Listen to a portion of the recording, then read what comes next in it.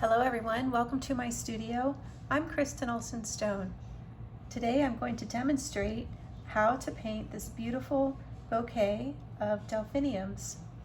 This is a reference photo from Instagram from Anthony Pritchard, and I'll put his contact information or his Instagram page in the description, so you can look him up and see all of his wonderful photos. He is an amazing floral designer, and I believe he also does landscape design, and he just has a wonderful way with plants and flowers and really lets them dominate the scene in his pictures. What's especially nice about this reference photo is the complementary colors of the blue violets and the orange, and the orange isn't too bright. It's really nice to have complementary colors in a painting, but when one of them is when one can be bright and the other one has to be slightly subdued is what I'm trying to say. So the orange is subdued, kind of a terracotta orange, and that really lets the purple flowers sing out and be more luminous looking. If the orange was really, really bright, then your eyes would end up bouncing back and forth between the blue violets and the bright orange, and you wouldn't be happy looking at that. It would just be overwhelming. But just making the orange subtle allows the flowers to stand out.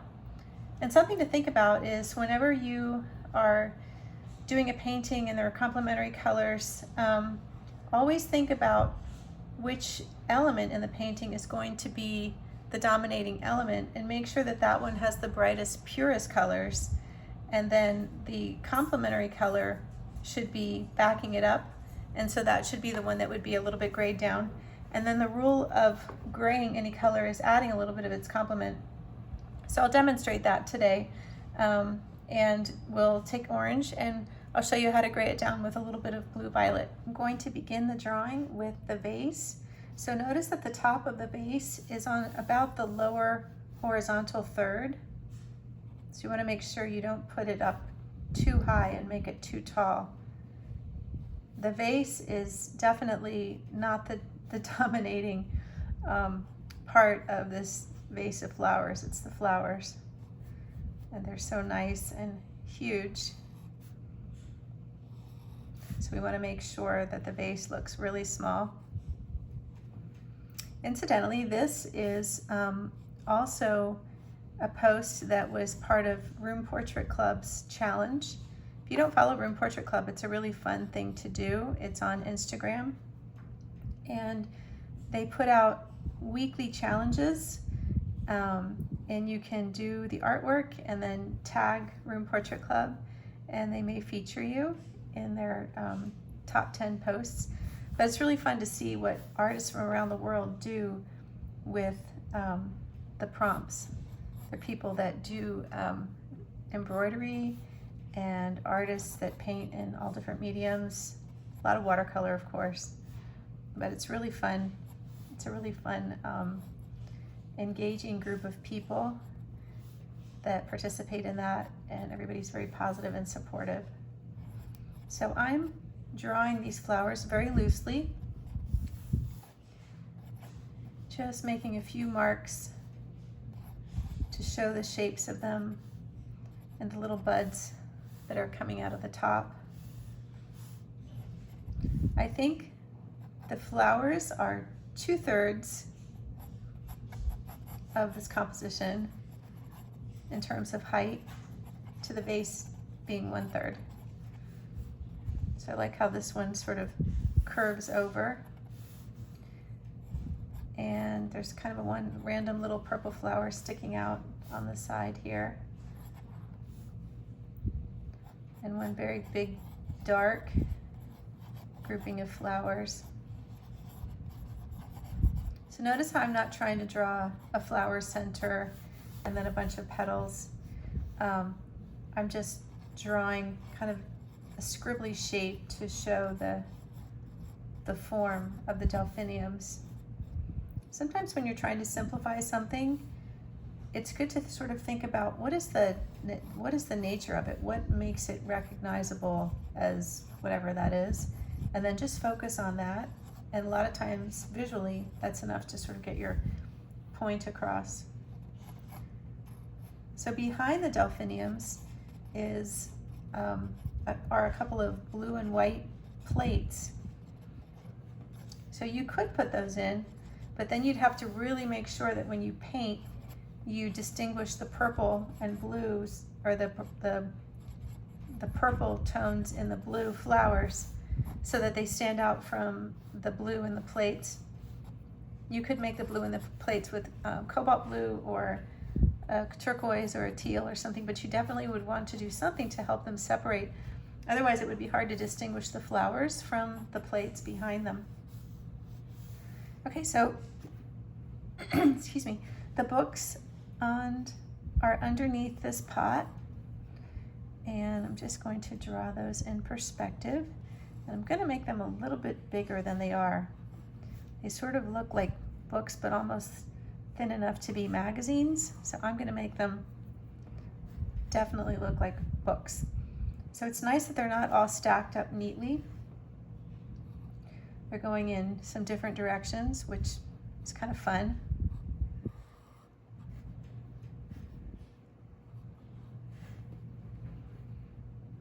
Those little details are what make the painting more interesting, I think, or the composition more interesting. And there's a delphinium sitting on the table, a couple of them actually. And I'm going to make the table a little bit wider. And the back of the table is going to pass behind the books and come out on the other side. Just wanted to have that be a little bit wider. And there's a nice vertical here where the white wall meets the terracotta wall.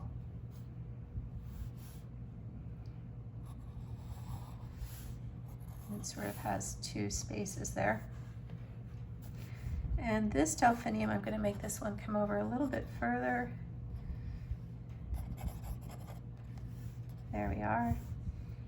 And there's a picture hanging on the wall.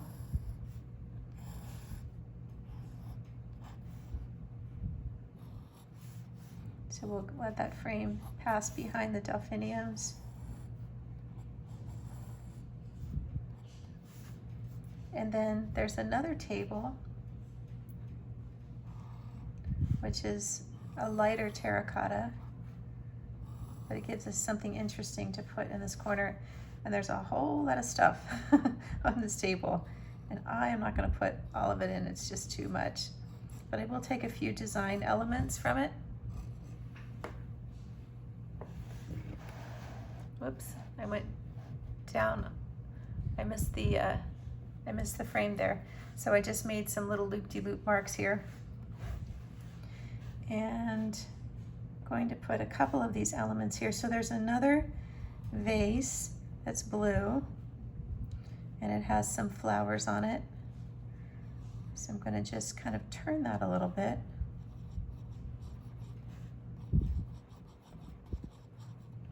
And put some greenery. And these flowers are also violet, sort of a periwinkle color. Not sure what they are, but they're really pretty. And all this other stuff on the table, I am just going to ignore.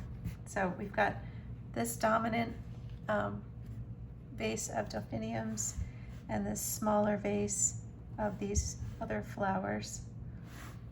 All right, now we're ready to start the painting. So I'm going to start with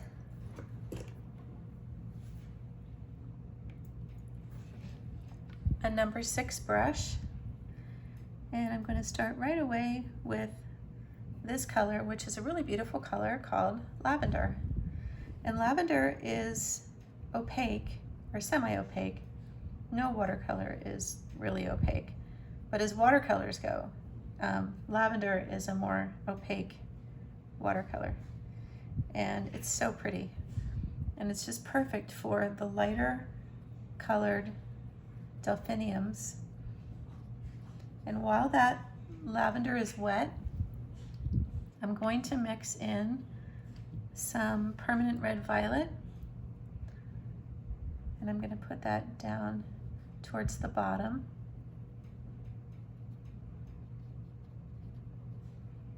And just a few spaces in here. Now the Delphiniums also have some yellow green,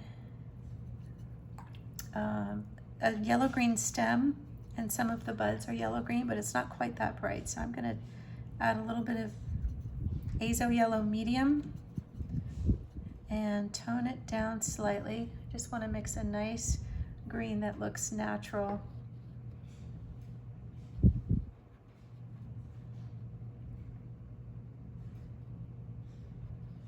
There, look at that beautiful color combination. So while I have this green mixed up, I'm going to add a little more. This is phthalo green yellow shade, azo yellow medium, and permanent yellow lemon that I mixed. So to get that color. So I want to put some of that color down into these lower leaves. So I'm also going to add, this is phthalo blue greenish. So I want to get some of those nice rich blue-green tones.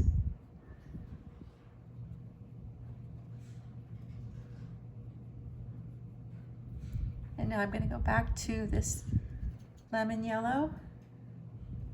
And while that color is still wet, I'm going to add a little bit of the yellowish green on top. Make it look sunny.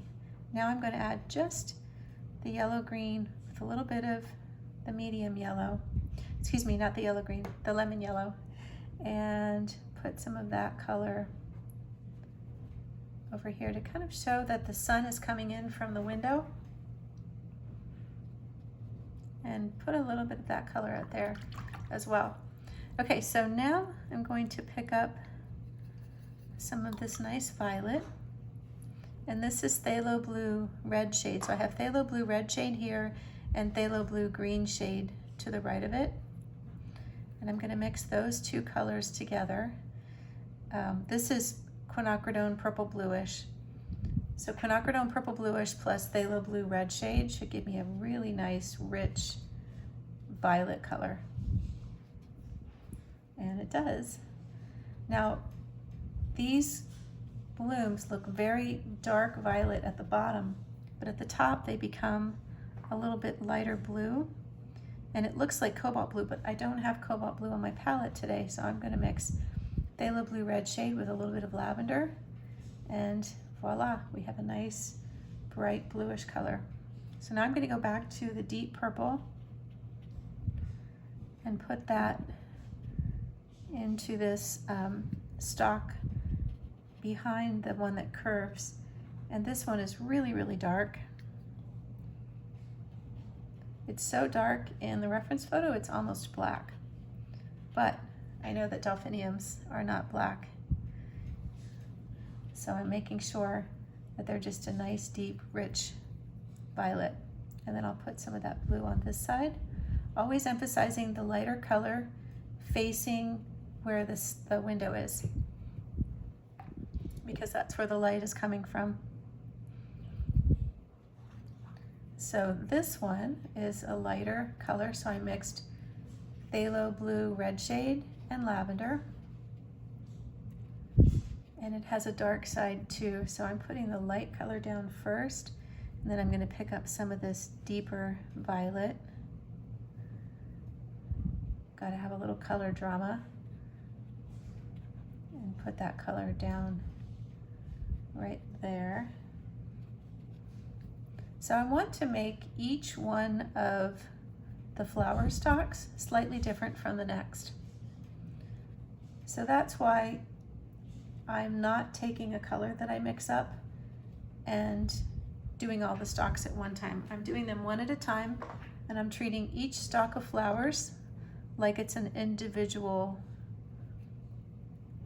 stalk of flowers, which it is, and I'm painting it that way. And that way each one of the flower stalks will look unique in my painting. So the one on the right, this last one, has a lot of pink in it, so I'm going to emphasize the pink And I'm adding more of this permanent red violet. By the way, if you don't have permanent red violet, most people have quinacridone rose or permanent rose. Primary magenta would work. There's a lot of colors available in the family of cool reds or purplish pinks, however you want to think of those colors. So the little random flower is here. Oh, I forgot this stalk in the middle here. I'm not going to draw it in. I don't need to. I can just kind of see that it sits behind this lighter one that is the first one that I did.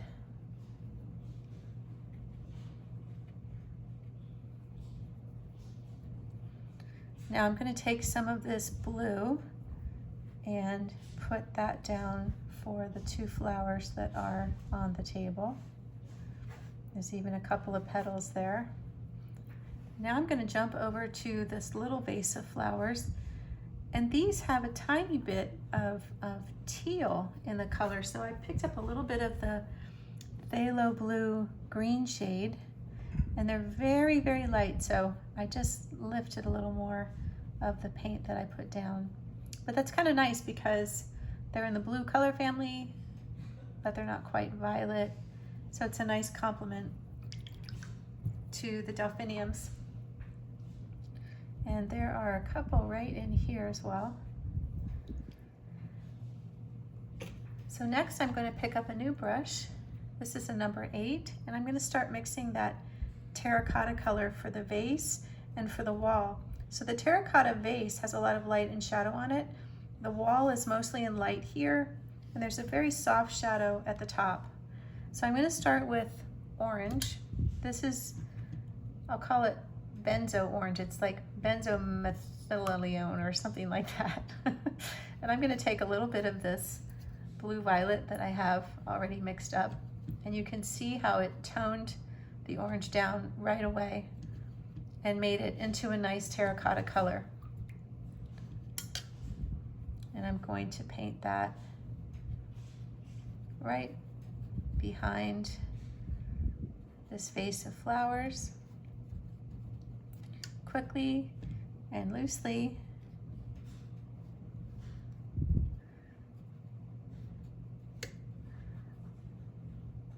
And bring that color straight down. Now the color on the table is also a terracotta, but it's a little bit lighter and slightly more pink. So I don't want to make it pink because I think that will compete with the Delphinium. So I'm just going to use a lot of water and a slightly different mixture of this color. And then I will come back and emphasize the light and shadow. When it's dry, I'll add some shadow colors.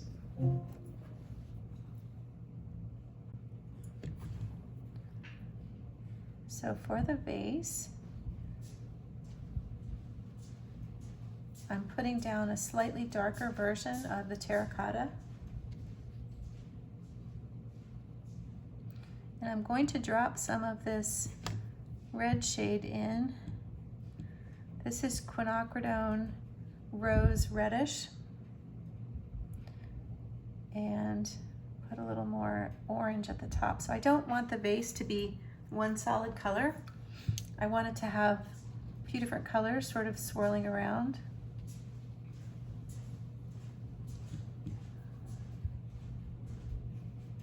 And on the dark side, the shadow side, I'm adding quinacridone purple bluish, and the handle is really dark. So I'm going to make a really dark brown. So really emphasizing the light and shadow. And you can see, when I did this drawing, I didn't make the vase quite big enough, but no problem. I just drew another line, and now that I painted over it, you can't even tell. So this is dry enough. Now I'm going to use the same color to do a little bit of shadowing. So I'm going to paint the shadow there for the cast shadow of the table, and these little rounded shapes. And I'm going to assume that this pot is casting a shadow from left to right. And this table is also casting a shadow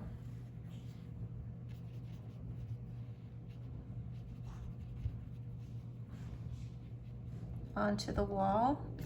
And then there's another shadow cast where this line, which is the wall meeting, or the windowsill wall meeting the wall behind the table is. I just want to get all those nice darks in there. And while I have this brown color mixed up, I'm also going to do the picture frame. So that is a nice, deep, dark, rich brown color. And we wouldn't want it to be too colorful because everything in this painting needs to support the flowers in the vase. So there's also some shadowing inside the vase. So I want to carefully put a little bit of dark in there, but I also want to leave room for the greenery that I need to add. So I'm going to jump back to the greenery, and I'm going to put some lights and some darks. So I'll make these stems dark, and then I'll make the ones closer to the window light.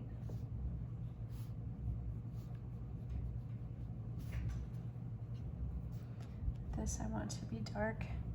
And then there's a couple of really dark leaves on this side. So they're just not getting too much light, and so they're showing up as being pretty dark.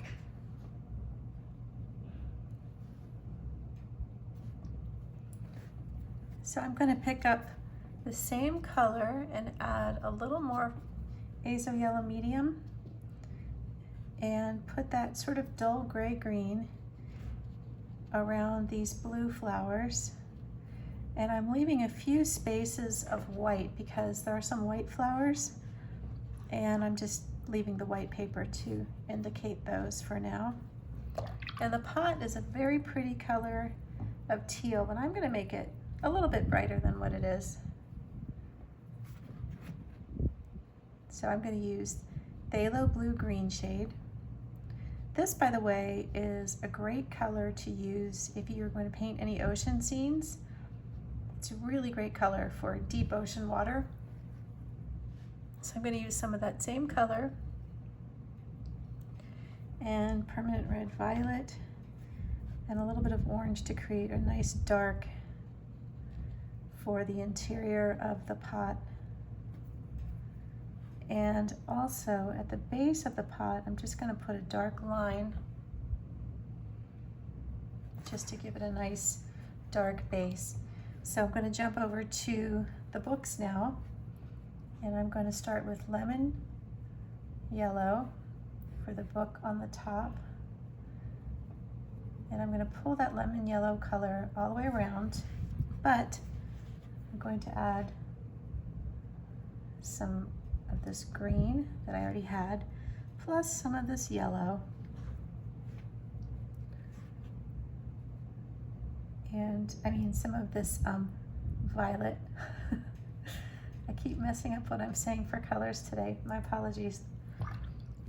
Now on the right side of the books is a nice deep violet shadow color.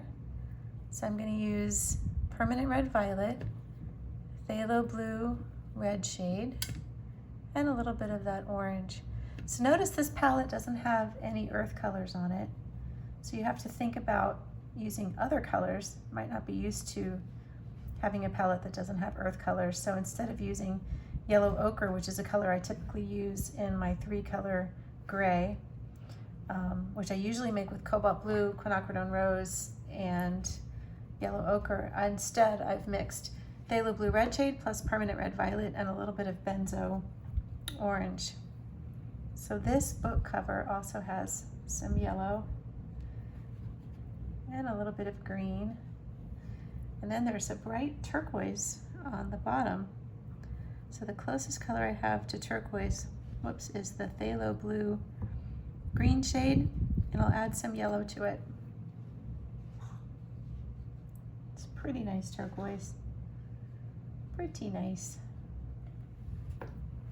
And we'll just put a dot of it here, just because.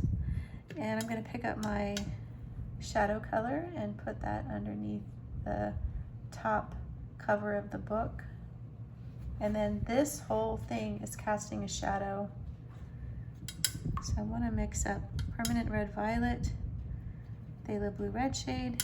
I'm going to put a little lavender in there and a little bit of the benzo orange. And it's a little too warm. That benzo orange is quite a strong color.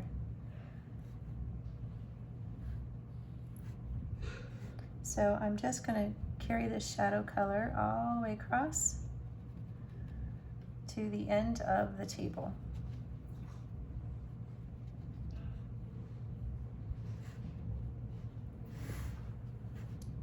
Now, the wall behind the vase of flowers is also partly in shadow and partly in light, but I don't want to just leave it white. So I'm going to use this nice violet shadow mixture and make a nice vertical, and then just sort of taper this color off a little bit. So I want to leave some light at the bottom, and then on this side I'm going to put the same color, but I've just grabbed some water, so I've lightened it slightly. And I think that's a nice indication of the light and shadow features of this scene. Now the right side of this vase also needs a little shadowing. So I'm going to use phthalo blue green shade, and I mix a little bit of permanent red violet into that color. And I'm just putting it on the right side so that it picks up the light on the left and the shadow on the right. And then I'm going to add a little more green to the left side of these flowers to pick up the sunlight. So you just always have to keep light in mind when you're doing a scene like this, especially when the light is pretty subtle. I don't know if it was an overcast day when this picture was taken, but it looks like it was. I'm going to give these flowers a dark center. Now, the next thing I want to do is the inside of the picture frame, and I'm not putting anything specific in there. I'm just going to do some marks that indicate the crests that are in this picture. That's too dark. So I'm going to just sort of mimic with my brush the shape of the crests and make a couple of lines like that. Same for the next one. Using the same color. And they have a red center and a blue center, so I'll go ahead and I'll add that in a minute. And I'm going to repeat that pattern behind the flowers. And there's a line dividing them. So very subtly, I'm just going to paint a line in there. You can use a number 8 brush to do a line like this, as long as you just touch the paper very, very lightly. You don't push down too hard. The harder you push, especially with soft bristles, your line will get thicker where you don't want it to be. So I'm going to repeat the pattern down here and on this side.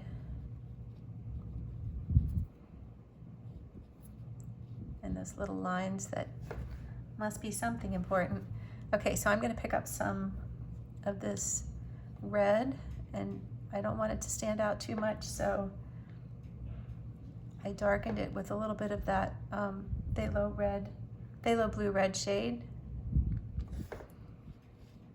And I'm just kind of looking at the reference photo and just picking up some random patterns that are there. Now I want to put a little shadowing on the inside of the frame. So I'm using my shadow color And I'm just going right underneath of it, or underneath the top and to the right side of the bottom of the frame. And the frame doesn't look like it's casting a shadow on the wall in this picture, but I'm just going to put one in anyway, because I think for the light and shadow sense of this, it just makes sense to have that. And the very last thing I'm going to do, I'm going to pick up some Azo Yellow Medium, and I'm just going to put a little bit of that color on the top of this table to separate it from the wall a little more and really show that it's picking up the sun. I think that looks nice. And I'm going to put a little bit of that Azo Yellow color on this book, just kind of random loose strokes of it. And on the left side of the vase, just to show how it's picking up the sun there. And there we have our Anthony Pritchard still life. Thank you so much for joining me. I hope you enjoyed this painting video. If you haven't already done so, please take a minute to like this video. Thanks for sticking with me to the end also. But yes, if you have a chance, like this video, leave me a comment, and subscribe to my channel.